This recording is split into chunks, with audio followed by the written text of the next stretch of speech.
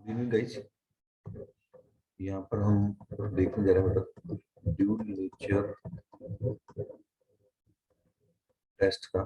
Solution. Test paper देख के एक चीज तो आपको बिल्कुल कंफर्म हो गई होगी,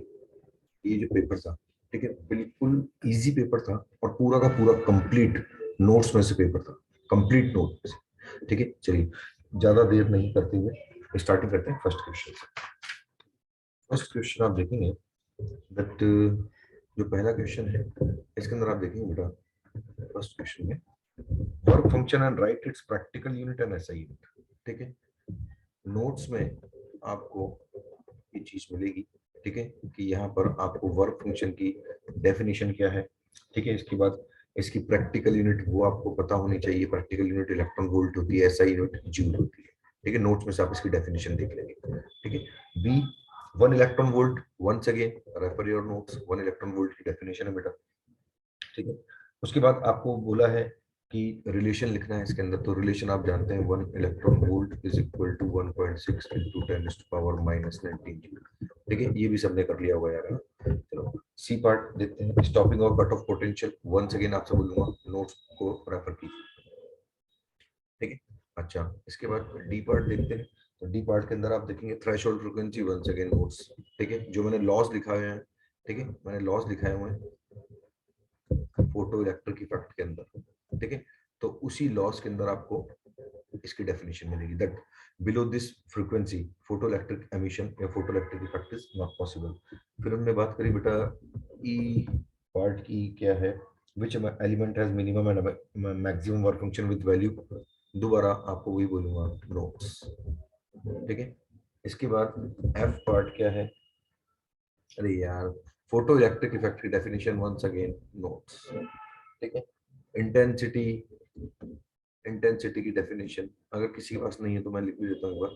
ठीक है, तो इंटेंसिटी है ना, तो इंटेंसिटी की डेफिनेशन ये जरूर लिख देता हूँ एक बार। ठीक है, तो इंटेंसिटी का मतलब है इस पर्टिकुलर चैप्टर के अंदर, इस पर्टिकुलर चैप्टर के अंदर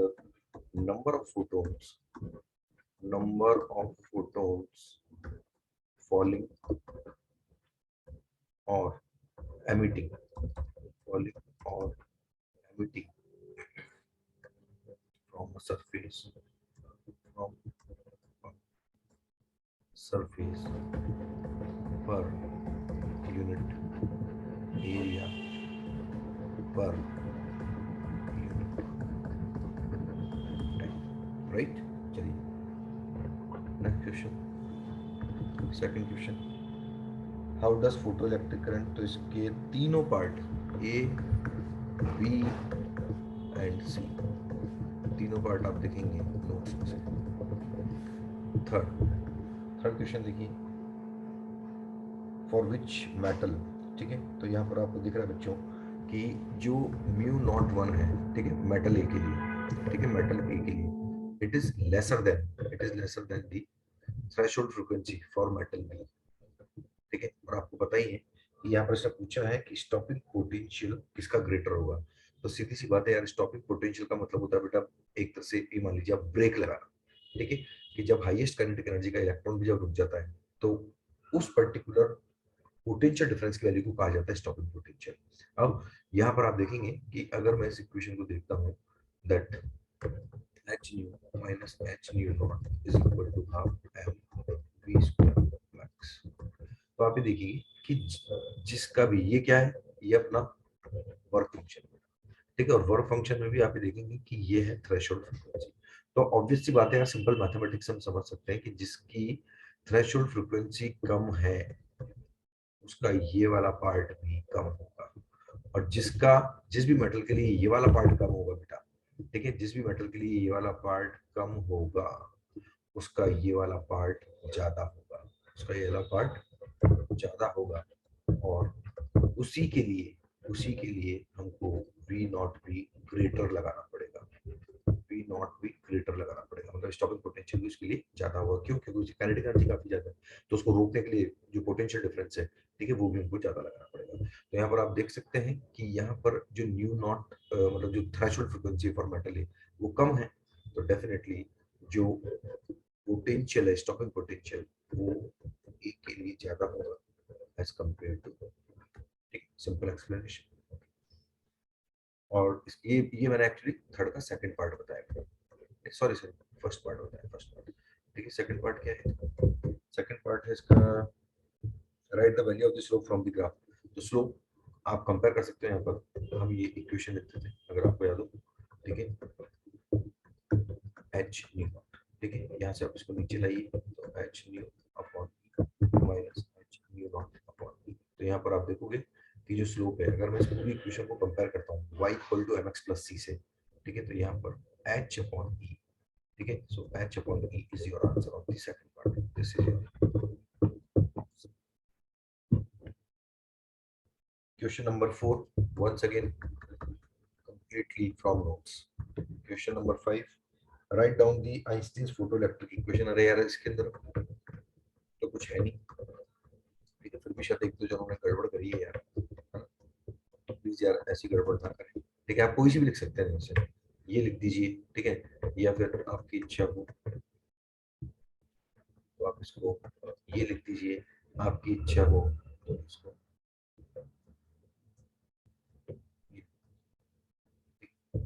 ये दोनों तीनों form Einstein photo electric equation, ठीक है बेटा। चलो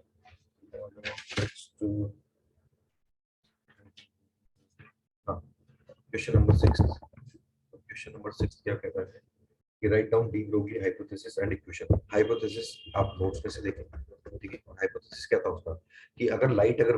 पार्टिकल की तरह बिहेव कर सकती है, ठीक है, इन फोटो इलेक्ट्रिक इफेक्ट, देन जो पार्टिकल है वो भी वेव की तरह बिहेव करेगा, ठीक है, तो ये डी ब्रोगली का हाइपोथेसिस था, ठीक है। अच्छा इसने क्या बोला, इसकी इक्वेशन लिख दीजिए, तो equation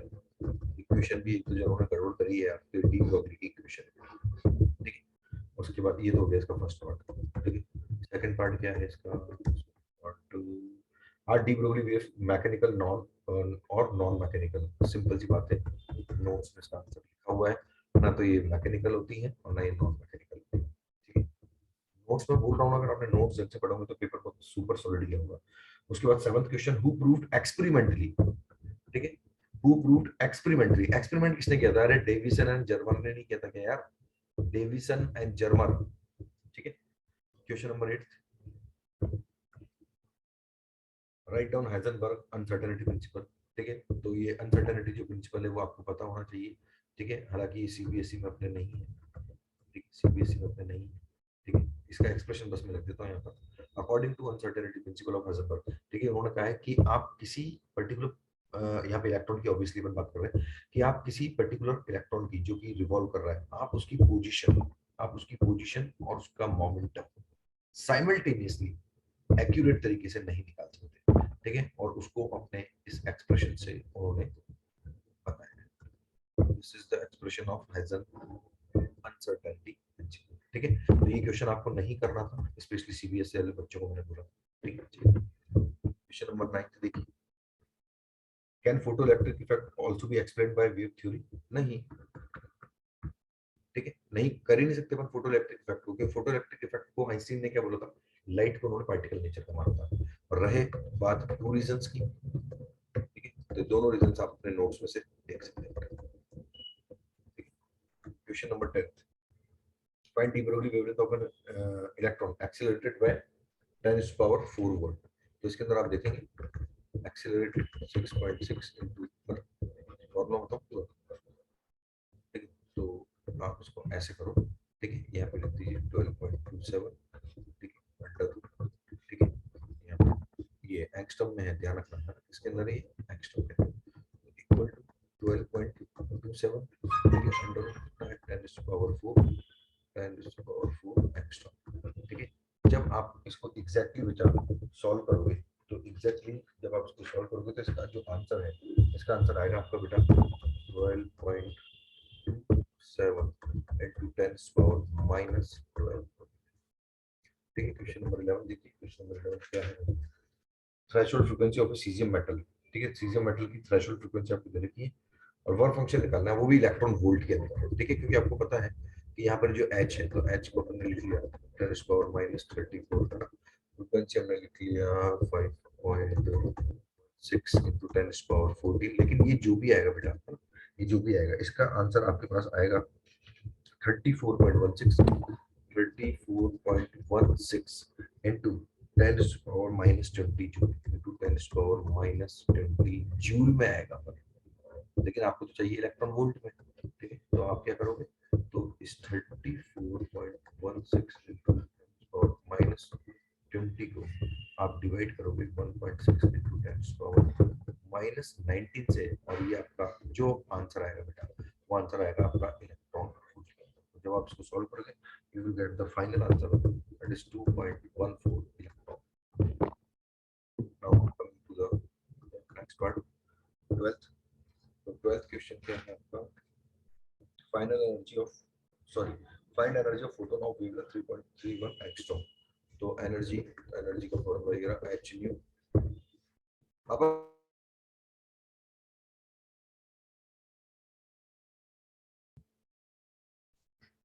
then this is h,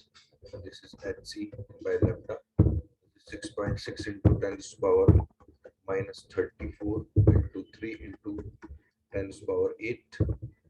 lambda means 3.31 into 10 to the power minus 10,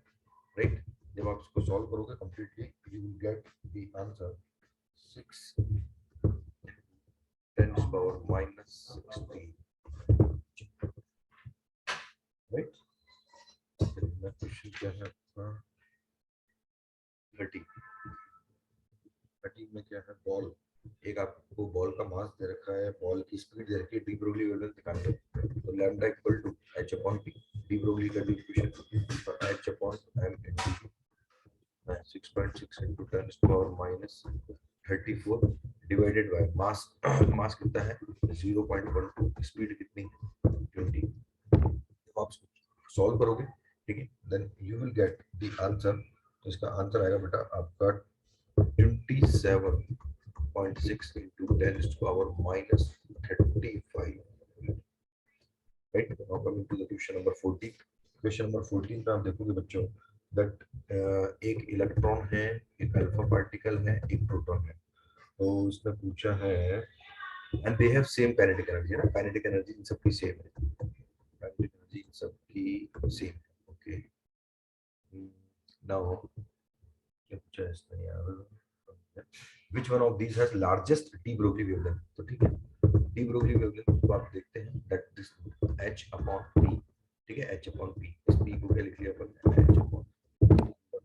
2m, ठीक है, काइनेटिक एनर्जी सबकी सेम, 2 कांस्टेंट है, h कांस्टेंट है, तो इसका मतलब लैम्डा इसका कांस्टेंट 1 upon लैम्डा 2 है, इसका मतलब जिसका मास सबसे कम होगा उसकी de Broglie wavelength सबसे ज्यादा होगी। आप जानते हो कि यहाँ पर जो सबसे कम मास है वो इलेक्ट्रॉन का होगा, तो it means this is your answer, ठीक है, लार्जेस्ट राइट, ठीक है।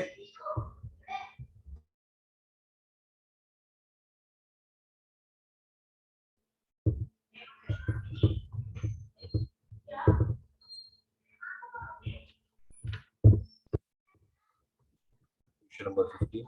To metals in we have work function 4 electron volt, ठीक है, मेटल ए का जो वर्क फंक्शन है वो कितना दिया हुआ है आपको, वो दिया हुआ है आपको,